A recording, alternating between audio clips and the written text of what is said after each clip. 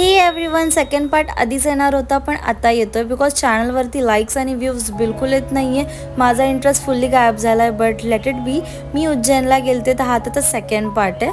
उज्जैनवरून आम्ही महाकालचं दर्शन घेतलं. फार मन प्रसन्न झालं होतं. त्याच्यानंतर आम्हाला ना तिथे जेवायला सुद्धा भेटलं. म्हणजे बोलतात ना, दर्शन पण भेटलं, महादेवचं जेवण म्हणजे प्रसाद सुद्धा खाल्ला. खूप छान वाटलं. या लाईनमध्ये आम्ही थांबलेलो. त्यानंतर आतमध्ये गेलं. व्हिडिओ काढायला अलाउड नव्हतं बट आम्ही व्लॉग्सवाले तर ऑफकोर्स थोडाफार क्लिप्स घेणारच. मग त्यानंतर आम्ही ही ऑटो केली ज्याच्यानी आम्ही जाणार होतो मंदिरला.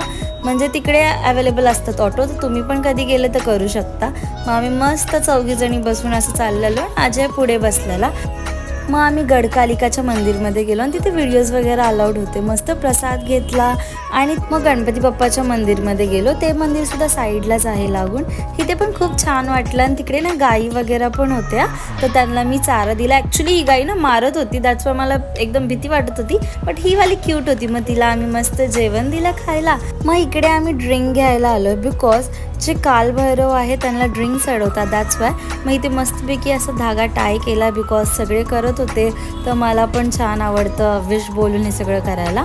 मग त्याच्यानंतर आम्ही अशा लाईनमध्ये थांबलेलो. खूप गर्दी होती कारण तेव्हा कुंभमेळा होता. ऑलमोस्ट सगळेजण इकडे चालते. मग हे आहे मंदिर आणि खूप रश असल्यामुळे मी तिथे व्लॉग शूट नाही केला.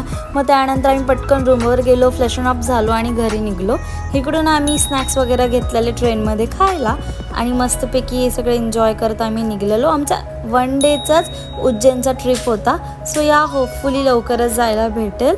मग इथे मस्त चार्जिंगला वगैरे फोन्स वगैरे लावले ट्रेनमध्ये आणि असंच छोटे व्लॉग्स घेत मी आले. आणि सकाळी 5च्या दरम्यानमध्ये आम्ही आमच्या घरी म्हणजे मुंबईमध्ये पोचलेलो. आणि वा, सकाळचं मुंबईचं चाय पिऊन खूप छान वाटलं. चाय एकदम मनासारखं होता. इकडे तिकडे आम्हाला असा चाय भेटलाच नाही आहे म्हणून. आणि मस्त ओला बुक केली आणि घरी आलो. मग आमची जॉनी पण बघून खूप खुश झाली. ती मला सगळे कॅट्स वगैरे येऊन बघत होते हे लोक आलेत म्हणून. मग घरी आल्यावरती काकांनी निहालनी पण आमच्या पाया पडले बिकॉज बोलतात काशीवरून आल्यानंतर सगळ्यांनी ब्लेसिंग्स घेणं इज इम्पॉर्टंट. मग घरी आल्यावरती आम्ही जे सामान आणलेलं, प्रसाद, घरासाठी सामान, ते सगळं आम्ही एकत्र केलं.